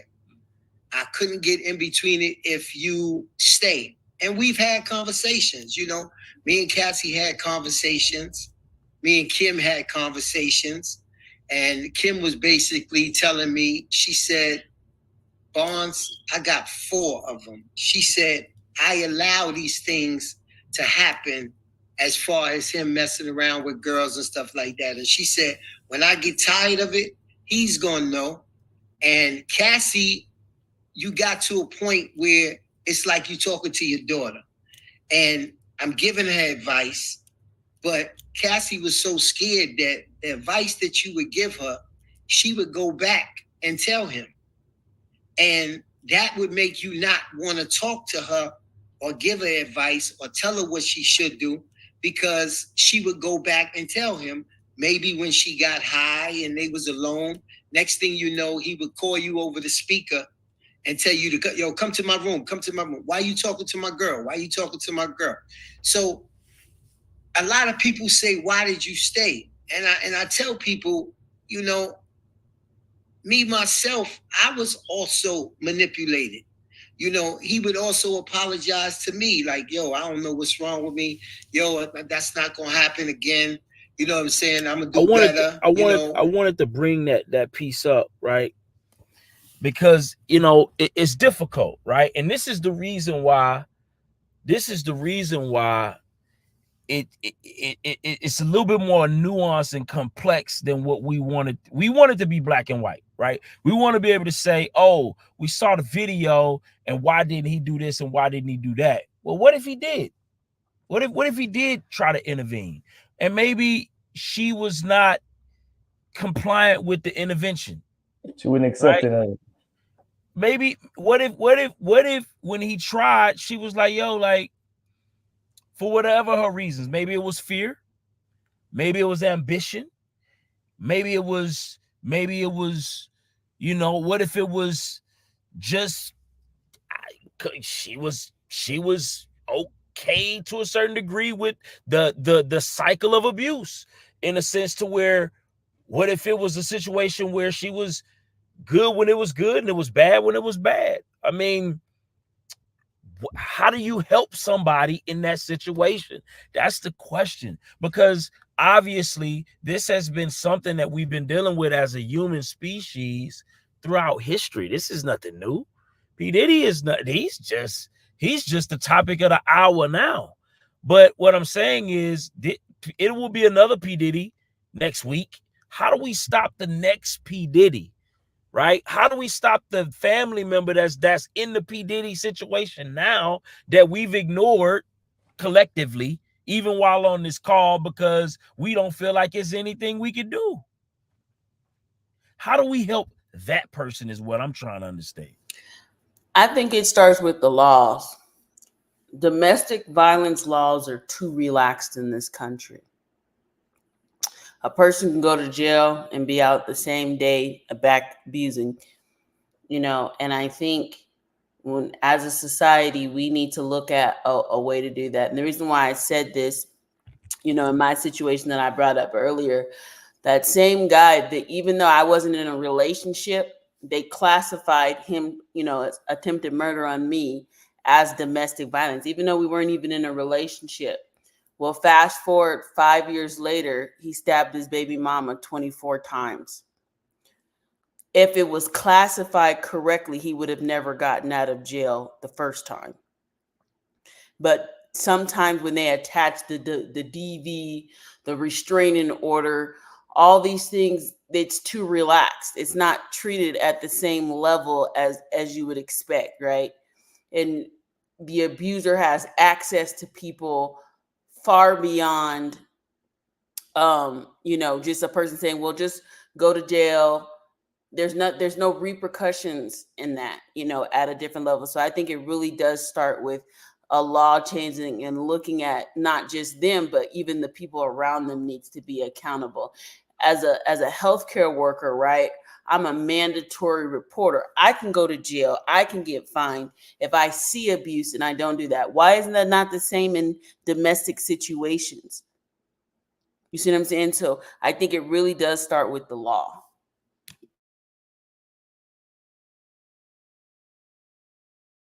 Kirby, what's your thoughts on that? Dr. O, what's your thoughts on that?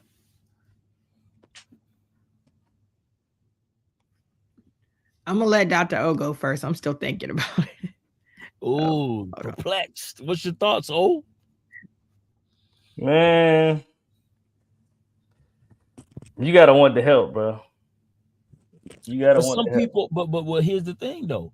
Some people don't know that what if they act as if they don't need the help, or maybe they're fearful of the help. Well, what can I do? I can only, say go to therapy. I can only say it's not right. That's all I can say. But if you as the individual just cool with that, then can I really do something? You know what I'm saying? The person that's getting abused have to know, look, this shit ain't right. I need help, or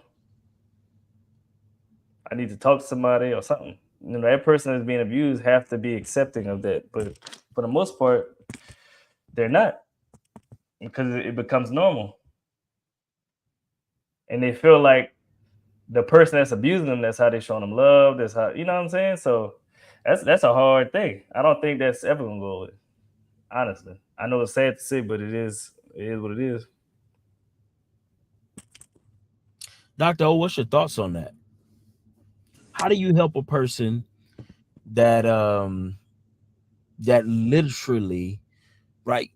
How do you really help somebody who literally stays in the same situation or fights against the help that you give them for whatever their reason? You just don't. I mean, if you want to take on that mandatory reporter type, mindset, I think, overstepping their boundaries, like listening to that bodyguard, to me, it sounds like CYA. Like I call BS on him.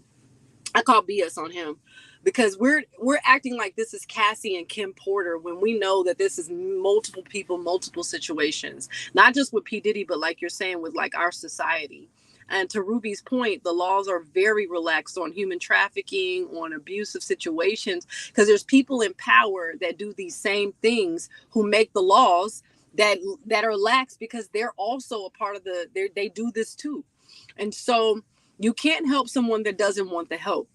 And you definitely can't help someone who is not going to take the help that you give them and do something about it. So the only thing you can do is to make the report. The problem is, to Ruby's point, is that you'll make the report, you'll file the report, and it won't be taken seriously. And then another victim will come about and end up stabbed 24 times or dead, shot in the head or whatever the case may be.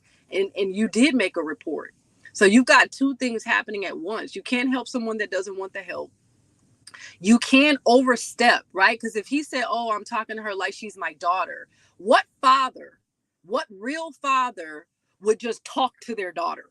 You don't talk to your daughter. You beat P Diddy up.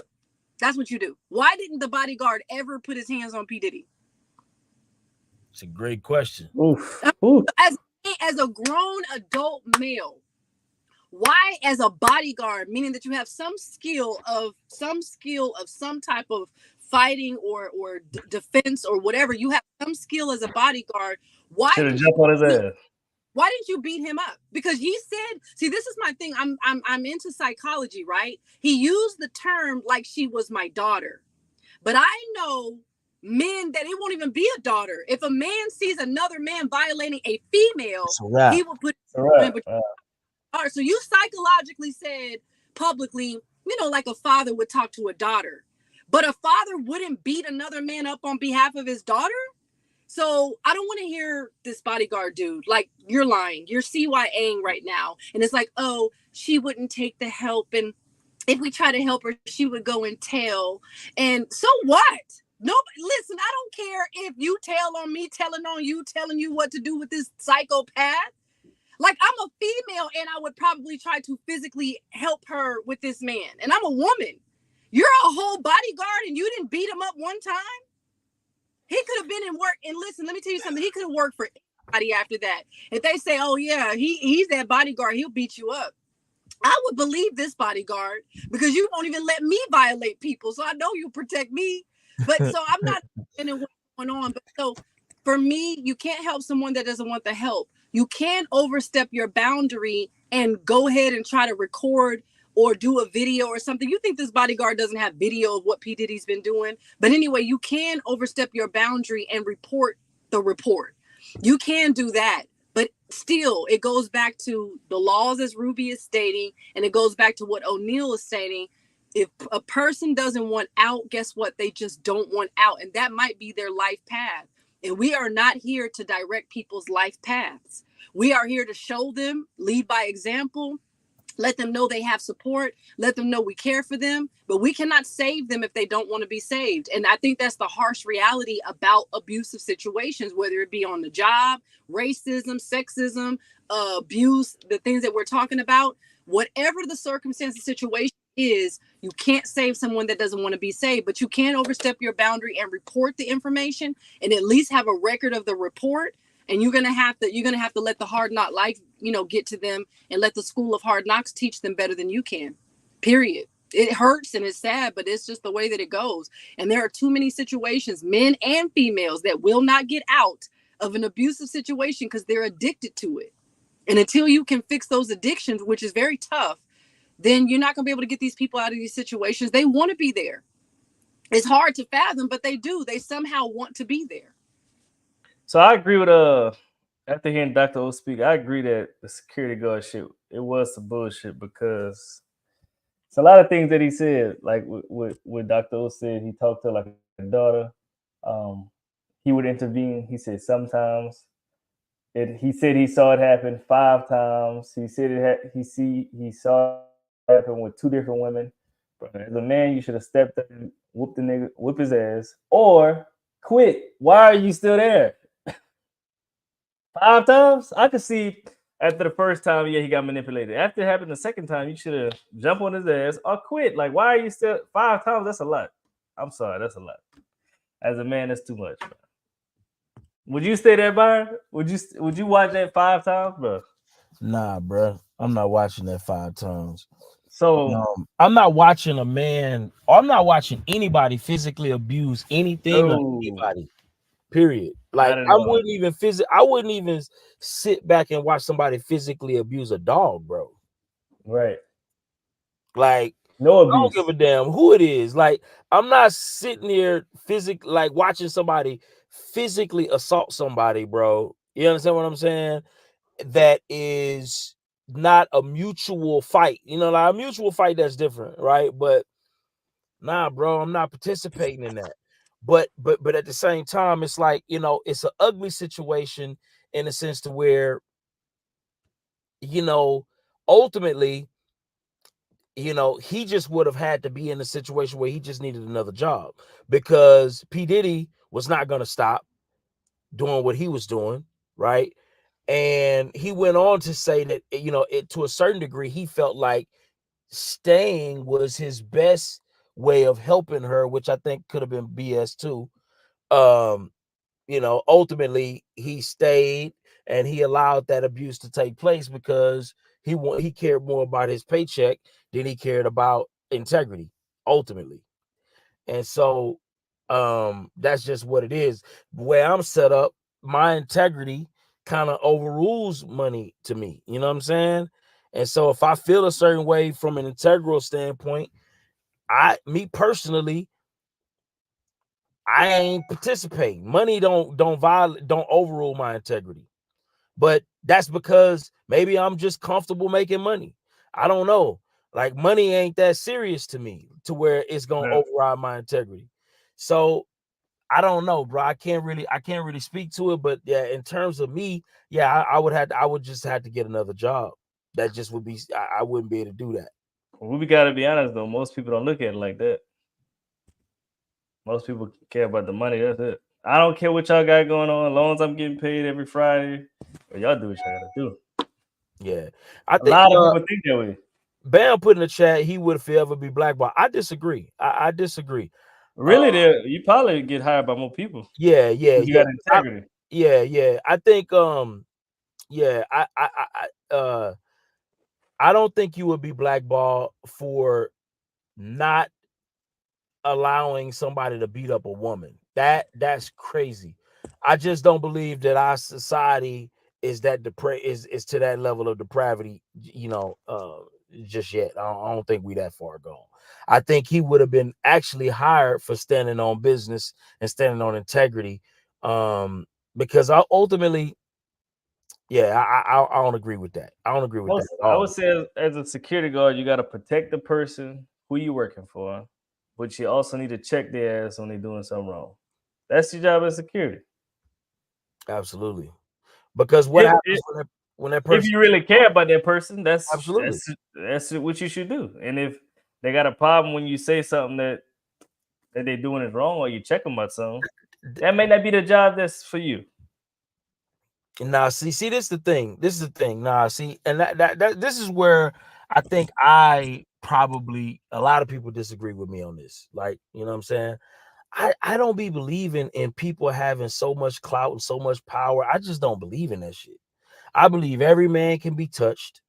Yeah. I believe listen, P Diddy is on a decline right now. He has no respect. Literally, you know what I'm saying? Billions of dollars. Nobody respects P Diddy right now. Nobody is too big to be touched. I don't give a damn what nobody say. I think we need to rid ourselves of that understanding of the world. Like, and maybe because I've always kind of had that mentality, like I'm anti-bullyable, like you're not bullying me. And I've been that way since a kid. Like, because I've always I fought every bully that I've ever had since a baby. Since I was a young child. And what I realized about bullies is that bullies are only bullies to people that they feel that believe that they have more power than them. And when I don't know why that was my energy. I've never allowed a bully to bully me ever in my life. And anybody that knows me, they will tell you, nah, not Byron. You can go bully anybody else, but you ain't bullying that dude. He'll crash out. He'll crash out you know what I'm saying? And it's just, I don't believe nobody is so powerful. And that's probably why I have a lot of confidence in myself. Like, I believe that I can do anything because I'm like, yo, like nobody is, if it's another man putting his shoes on just like me, bro, I can do the same thing he do. I just got to want it bad enough. That's my mentality, you know? That's just the way I see it. So I don't believe that he would have been blackballed at all. It's always somebody that wants to work with people with integrity. And if he has to switch industry, so be it. So be it. Integrity matters. What's your thoughts on that, O? I'm 100% with that. Integrity and accountability matters. If you can't be true to who you are, working for anybody or just being around anybody, then that's not really you. And I think, like for me, when I was working, but they had too much favoritism. I told the manager, look, y'all got too much favoritism going on. I'm out. I'm gonna go to a different department. I'm gonna call it as I see it. I'm not about to stay nowhere that I'm not appreciated, nowhere that they're doing some dumb shit, I'm gonna call it out and I'm gonna move the fuck on. It's easy like that. As soon as I feel it, I feel uncomfortable. Like in my situation, my last business partner, as soon as I see something, I'm uncomfortable. Like I can't even talk to you like that. I can't be around it. I'm sorry, I just can't. I can't be around fake shit. It's just something in me. I don't know what it is. And the other thing I think that we could talk about a little bit more is that we tolerate too much. We tolerate too much disrespect. We allow too much. We tolerate too much. So what Byron is saying is I'm not tolerating anything. And what O'Neal is saying is that when I see it, I say it. And so that's probably the first step, is that if you think about Kim Porter or you think about Cassie, where were the people that cared about those females? Because let a man whisper too loud around Dr. O, and everybody's like, did he just whisper loud around you? Is he whispering loud? Like, they feel violated. Like, he can't be in your life. He whispers too loud. Like, my people are petty. They're not putting up with nothing. So where were all the people that cared about Cassie? Where was her team? She had to have had people around her too saying, hey, look, you can't be with this guy. So to me, it goes back to what Ruby was saying earlier. Like, everybody's responsible and accountable, including Cassie, including, Kim, rest her soul, including whoever's allowing it. But it's like, where are the people that also care about you enough to say, hey, look, you need to move around? To the bodyguard's one point, I'll give him one sense of credibility on the fact that he said, hey, look, you need to move. You need to leave. You can't keep putting up with this. If he said that, I agree. He's telling her, hey, look, you need to go. This man is not going to change. He's just going to do it again. And at that time, she goes back and tells P Diddy, your bodyguard told me to leave you alone, right? Instead of saying, you know what, I'm just going to leave this man alone. His bodyguard is right. His bodyguard watched him do this to other women. He's watching him do it to me. She opened up her mouth and told him. So it's like the person has to be accountable. The people around you have to be accountable. No one in my life is going to let me get beat up. I don't have anybody in my life that's going to let me be beat up. I don't. No one in my phone is going to let me stay in a relationship that's abusing me. Not one person. Everybody's fighting.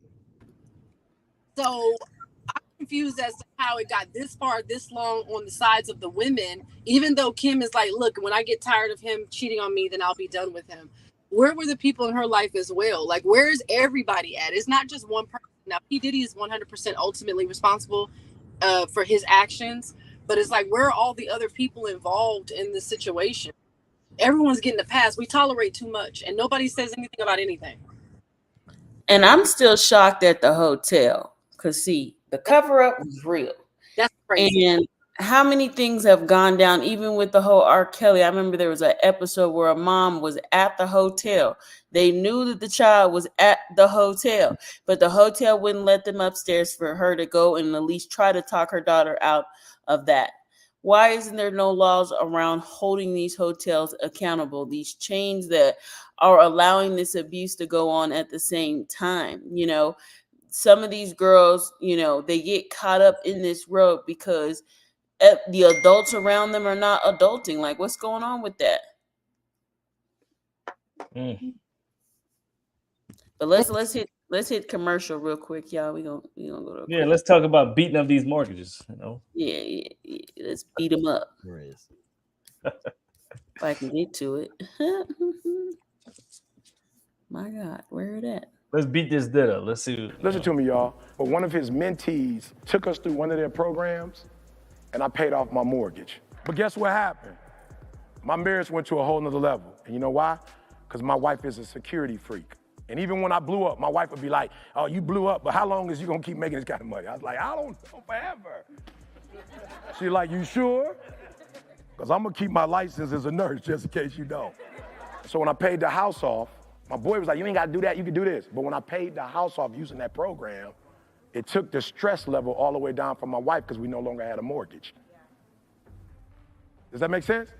That thing that was coming every month, that was getting on her nerves, we didn't have that no more. And so she was at rest.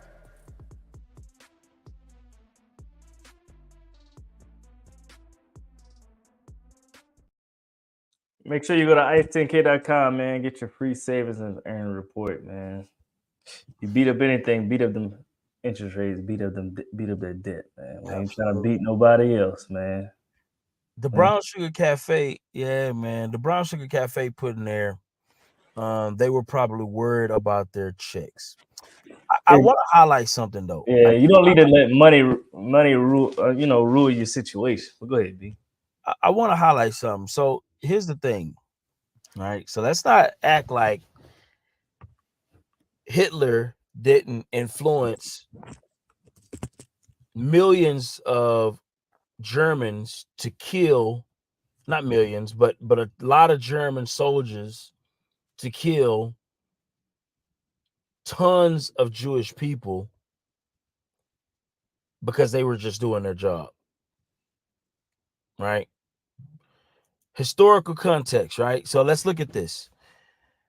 For whatever the rationale that they had, right? You literally had,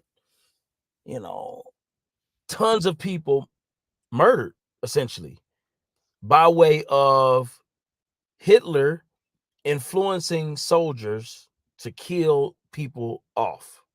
And those people, in their minds, were literally just doing their jobs. What does that say about us as a people that will allow some of the most egregious things to take place because we're just doing our job?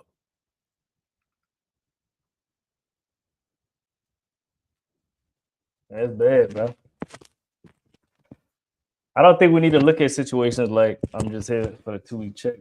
But if you stand on something, you stand on something. And if it don't match the principles that you stand on, there's always another job.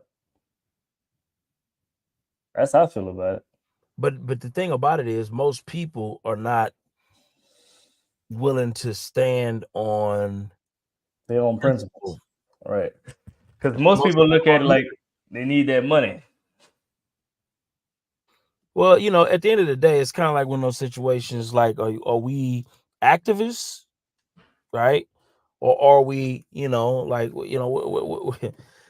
at the end of the day, activism and business are not necessarily compatible in every regard, right? Unless your business is activism, right?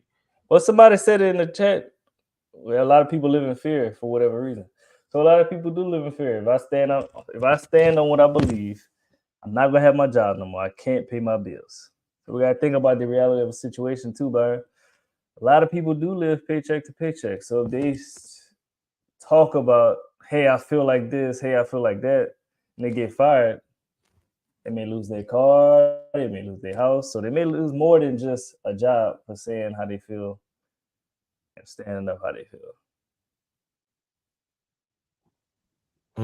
We gotta look at the real life situations. But I would say this. So if you feel uncomfortable at a job, they're doing things that you don't like, they're doing things you don't stand for, you as a person should start seeking another job. I wouldn't say just quit that day. I would say find you another job, use your PTO, call in sick if you need to go on an interview somewhere else. And once you got the other job, tell that job, hey, I do have a job currently. I'm gonna need 2 weeks before I get started because I'm with my 2 weeks at my other job. You don't want to burn no bridges. And then that's how you move on. But a lot of people just stick to a job.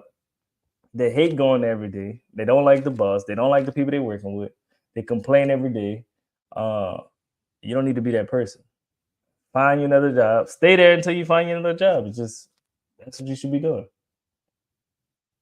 What you thoughts about that, B?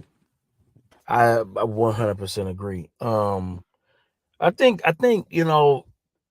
man, integrity just matters to me, bro. Like certain things matter to me. And as a result of those things matter to me, it's just money just ain't that important to me, bro. Money is just not that important. Not everybody's situation. Nah, but what I'm saying is I don't believe money should ever be that important to anybody. Nah. I just don't. I think when money is that important to anybody, bro, you are the true definition of money is the root of all evil. Yeah, and money control you. Yeah, and I believe you will never really get money at a high level if you know, Because you do anything for money. yeah, if you'll do anything for money, because I believe that if you will do anything for money, you will allow yourself to be in extremely compromising positions, right? For $1. For $1. And if you are for sale at that level, bro, I just don't believe you can accomplish goals that way. Just my personal opinion. I believe integrity opens doors for you to be successful. Integrity, standing on principle of certain things, open doors for you to be valued to a high level because here's the thing, bro. In order to be all in on something, you got to be off something else. How can you commit to something wholeheartedly if you're for everything? Those two are incompatible. And if you are all for something, right, you have to have some level of integrity, even if what you're standing on, it may not even be principled, right? But you got to be all in on something in order to accomplish something major. Right. So thoughts about that, ladies? Yeah, I agree. I think that there's a double-edged sword exposing everybody. Everybody's getting exposed right now. The bodyguard, the peoples, any of us who have anybody that's come to us. Now, I don't have anybody that's being violated at this moment, but when I did or I found out about it, I made a report. I don't ask because sometimes it puts people in a very compromising position. So I don't even ask if I should or if I could. I just report stuff all the time. I'd rather lose a relationship for reporting something than to sit up there and be in a relationship and allowing something. So, no, I agree with you all. There's no amount of money that should let you stay in a situation or circumstance, whether it be work or career, that's more valuable than your soul. I don't even see how people can sleep. I'm like, Byron, I don't want to see anyone violating an animal. I don't want to see you cutting down trees you're not supposed to be cutting down. Like, if it's a violation, it's a violation. So, yeah, losing tolerance. I think sometimes people tolerate too much. I agree. Curry, what you got? Yeah, I'm definitely saying something. And now you can report things and confidentially now. So like she said, I couldn't sleep at night knowing that I saw something and wasn't reporting it. And they can, you could be really saving somebody's life. It's a situation of life and death at this point, So I'm definitely gonna say something. The money will come.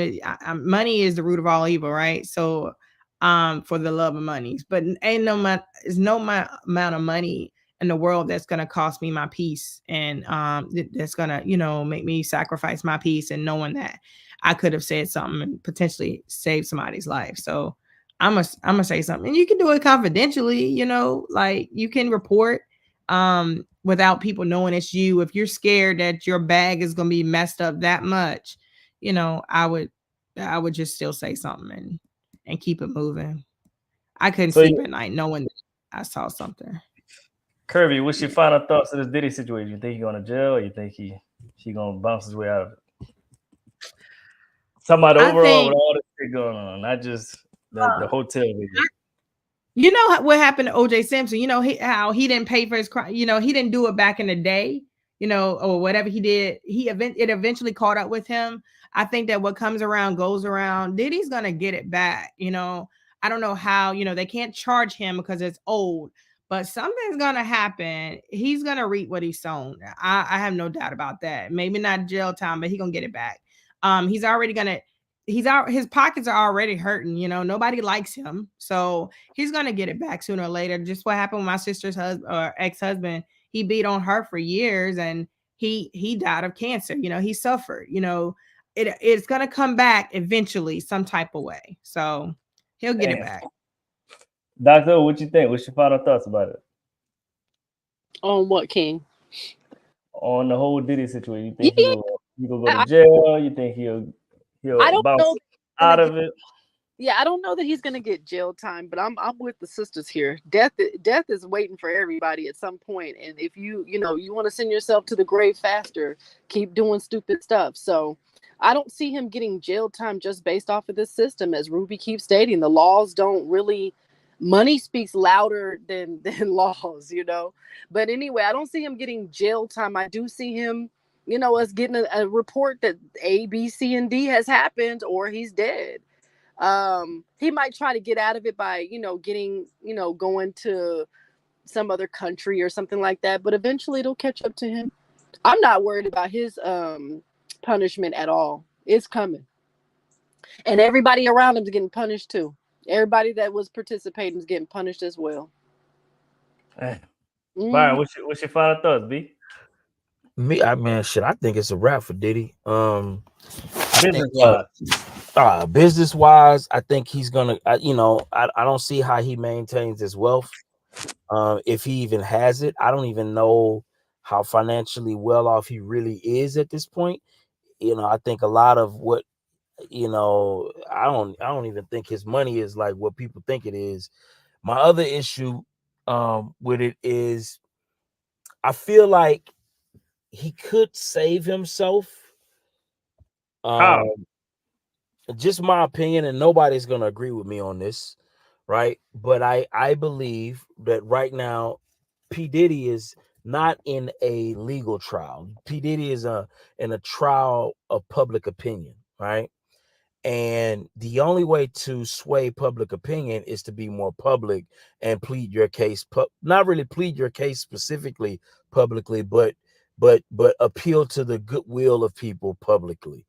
And I don't believe he's going to do that because he doesn't ego.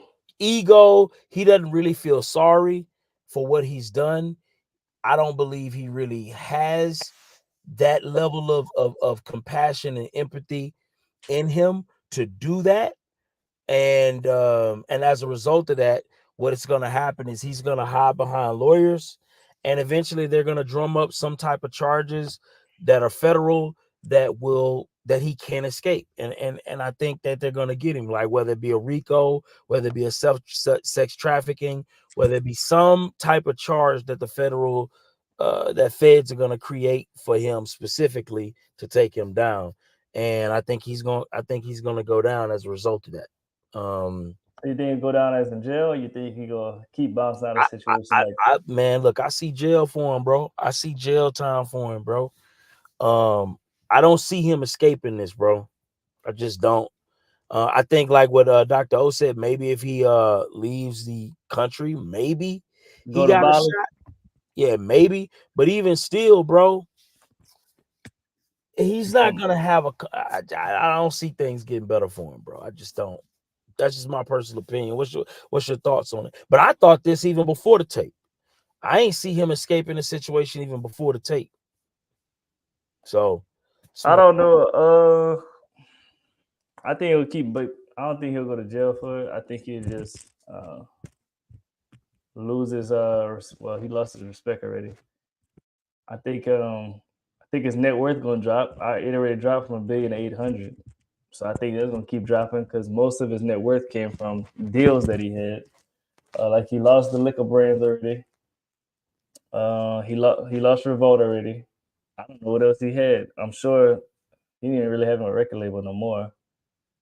So I think that everything just keep dropping off, and it's just nobody want to do business with him. I think in order for him to continue the lifestyle he has and survive, he gonna have to do some private investing. He got to invest money. Nobody knows his, and somebody else gonna have to be the face for him. That's the only way he gonna continue the lifestyle that he has now. But going to jail, I don't know, man. I think he's gonna bounce around like Trump, man. They've been trying to get Trump in jail, but he just ain't going. He just ain't going. I think the same type of situation, bro. I think jail time will suit him well, bro. That's another thing I think he can do to help himself. So, turn yourself in, bro. He'll never do it. But I think, bro, what crime? What is he going to tell the police? He ain't did no, yeah. So I don't think he's going to jail. I just, at the end of the day, I think he needs to pay a debt to society somehow, some way. And that is, if I'm just speaking from if I was counseling him, I would tell him, look for ways to pay your debts to society somehow, some way. I don't know what that would, how that would manifest. Maybe he could support, battered women, go to some of these classes, learn how to, to educate people on how to avoid him, right? But I don't think he has I don't think he has the empathy. He ain't built for that. He ain't built for that. The narcissism is hot levels are too high for him to humble himself to that degree. But I think those are some things that he could do to improve his image from a public opinion standpoint. Because you got to understand, bro, I'm a true believer, and a lot of people don't believe me when I speak to this. I believe that because they always depend on lawyers, and I think lawyers have told us that no, you need to be quiet. No, you need to be quiet. Let us deal with it. Anything said publicly can and will be used against you in the court of law, and that is true. But again, P Diddy is not in a court proceeding in terms of criminal charges right now. It's public opinion, and so I believe the only way to change this is he has to sway public opinion, because if he doesn't, the public opinion is going to the public opinion is going to pressure DAs and law enforcement to continue to go after him until they come up with something to take him down. And that's what I truly believe. That's why I know he's going to end up with some type of a charge, whether it's related directly or unrelated. Yeah, they're going to try to find anything to put anything to put him in jail. Well, that's tough, man. That's tough. Well, hope y'all enjoyed today's episode, man. Like the video, subscribe. Next to the subscribe button, you can join the family. We got 3 different levels. We got Visionary, Legacy, Trailblazer. Click one of them, join. Make sure you go grab some merch, Podcast.com. Go check out ice10k.com for your free savings and earnings report.